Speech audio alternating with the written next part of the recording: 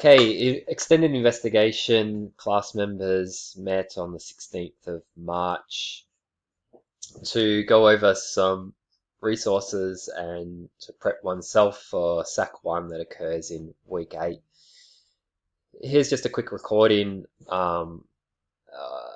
summary of the things that were discussed and a step-by-step talk through the PowerPoint associated with the online lesson last night.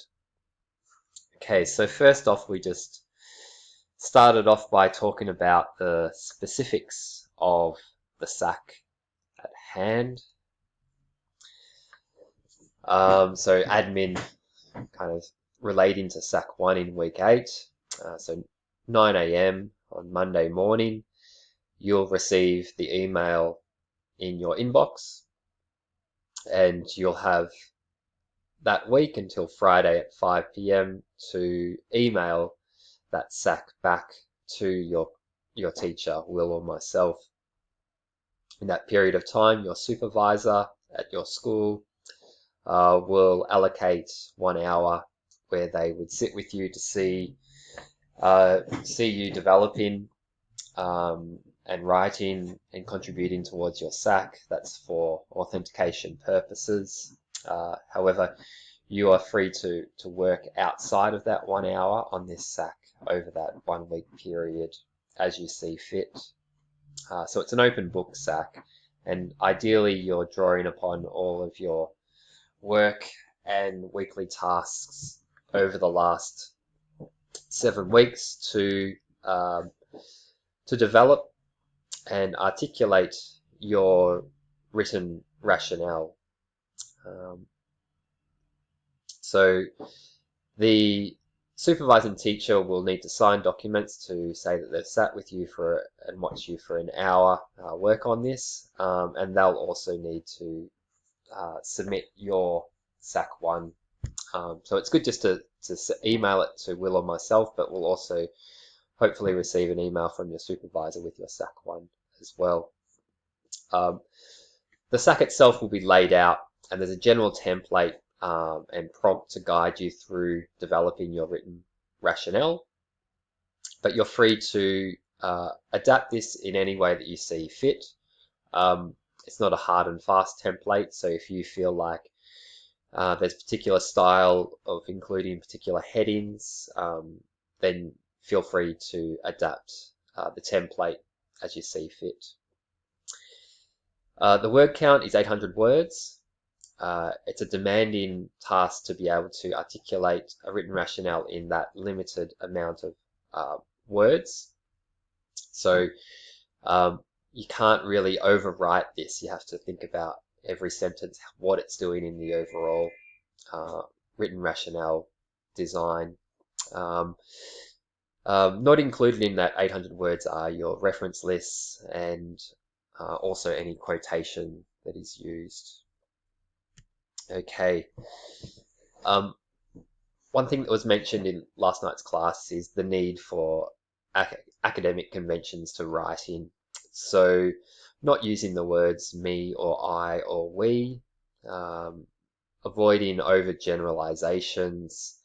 And here's an example here. So of the type of language that you would wish to incorporate in your written rationale. So according to the recent survey conducted by University of New South Wales, Professor of Politics, Jerry Mander, you can contrast that to the way we're not saying you should write. That is to use overly personal or opinionated sentences. Don't use, I think this or I feel that. That's not the type of academic writing that we're encouraging in this subject. So just be conscious that you would be aiming for objectivity in the way that you present the evidence and talk about the evidence. So talking about making reference to it, some reference to what the study involved, who were the participants, for instance, in this one, and what was the evidence from that study can be useful in making key claims throughout your written rationale. So what is a research proposal? Research proposal explains the nature and extent of your planned or future research. In thinking through your entire research project from beginning to end, we'll aim to highlight core issues, including the feasibility of the project, and explain how you intend to overcome these issues. So it's really a proposal of identifying what the research topic and problem is, using the literature to articulate why it is a problem, talking about the importance and significance of the research field in question, explaining why the research is of value to society.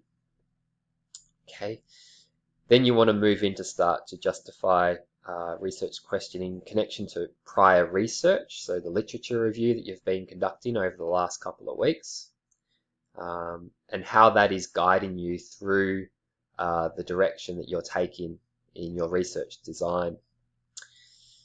In this SAC, we're asking you to talk about methodology, so what design and methods you think are appropriate to use to collect evidence and data to be able to respond to the question at hand, and give some details on how the collected data will be analyzed in such a way that useful conclusions can be drawn. And we're also looking for an organized plan to see that this is achievable and manageable project within the scope of time and framework of Year 12 Extended Investigation. So you can use those 6 prompts that you can see on the left-hand side there as a bit of an overview of what a research proposal looks to respond to. I just want to go through to, you can look through this at your own speed. This is about research design and building our understanding of that, and here is a nice example as well. But I just wanted to run through the criteria for this written rationale, so the rubric. So there's 2 dot points for each rubric, for each section of the rubric. So there's 2 sections. First one is the clarity of the research question and justification of its significance. The second one is exploration of research methods and scoping and planning. So those 2 sections there are divided again into 3 sections here. So this was here. The top section was the first criteria, and the bottom section is teasing out the second criteria. So first criteria, clarity of research question and justification of its significance. That includes these 3 things. So providing evidence of a discerning selection of substantial range of relevant resources in the research area. So that's your literature review, how you are backing up key claims with evidence and discussion from key findings in your field by experts. This first criteria also includes this one here, is the research question that is highly focused, objective, and substantial. And thirdly, gives a thorough explanation and justification of the importance and significance of the research question within the area of research. This second rubric about research methods and scoping and planning, that specifically relates to these 3 sections of the criteria. So ensuring that the scope of the research supported by insightful exploration of research methods, including accessibility of information. Okay, so how is it that you're going to find the data and evidence? How is it accessible to you? How are you designing your research to be able to respond to your research question.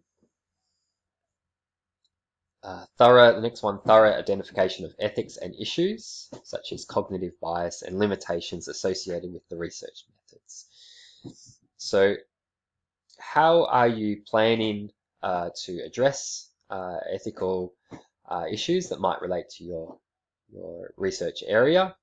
How are you designing your methods to mitigate or limit any type of bias that's entering into that could possibly enter into your methodology. And the last one, well-developed understanding of the practical considerations and possible difficulties of proposed investigation. And that's really about the management of the research. So is this research question manageable? Okay, so those are the 6 specific criteria that teachers will assess to with this written rationale. It's good to bear that in mind. The template will prompt you to respond to these as you follow through the template, but it's good to be very clear about what the criteria is so that you can start to prepare yourself if you need to. Okay, I'm just going to jump in to give some examples and talk through some of these criteria points with reference to example research questions. So here are a list of research questions. This is actually included in last year's critical thinking test.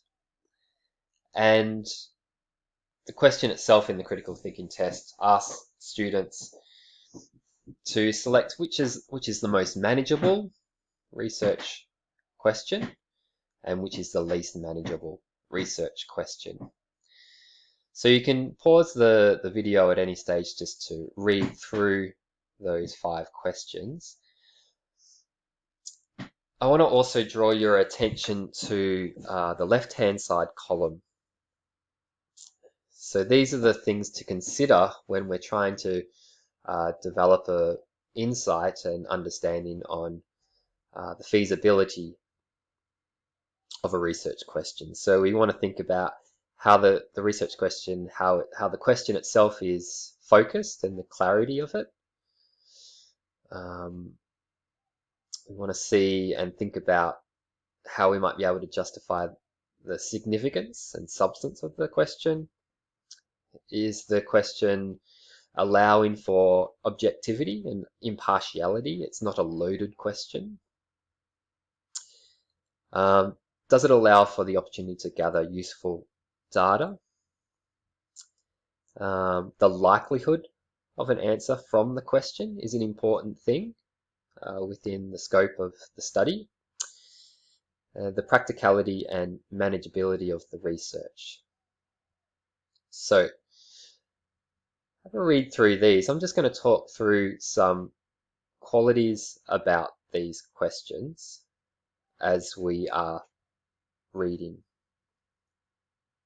So, if I just talk to the clarity and focus of the question. What contributes to a happy life is a very broad question. It's also quite subjective, and it would be difficult to see how an extended investigation research project could develop a response directly to that.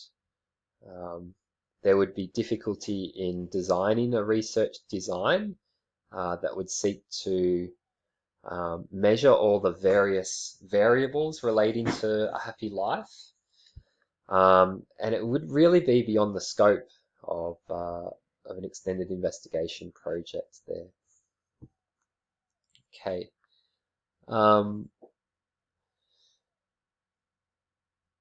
if I contrast that to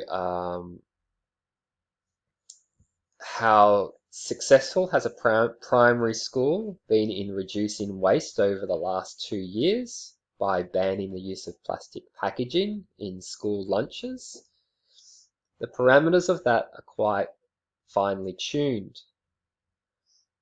I can see what the variables are. I can see the length of time, and I can see what the measurement is. I wonder, I'm just thinking out loud, the opportunities for gathering useful data though.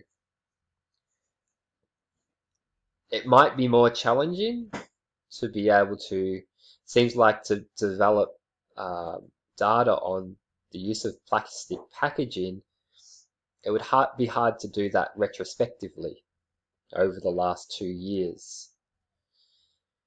So there's some challenges there, although it's very finely focused question. The challenge might be a little bit more to do with the intricacies of the opportunity for gathering useful data. But perhaps there might be workaround solutions, such as getting some gauge from some other data. For instance, people's reporting of usage of plastic packaging. That might be a way around that.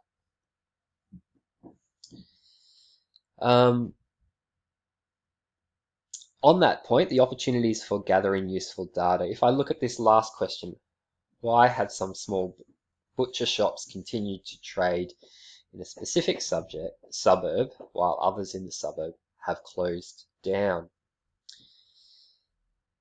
Now, there's a difficulty here with gathering useful data because there would be a challenge with being able to access information on the butcher shops that have closed down. There might be a whole variety of other factors that would be difficult to gather useful data on. We might approach this with looking at trends in people's diets, for instance, the take-up of vegetarianism, the move to halal meats. You could understand that once you start to unpack this, there could be a whole host of compounding factors on why specific shops are closing down, butcher shops are closing down. We could interview the shops that are open, but that would create a certain bias in our understanding.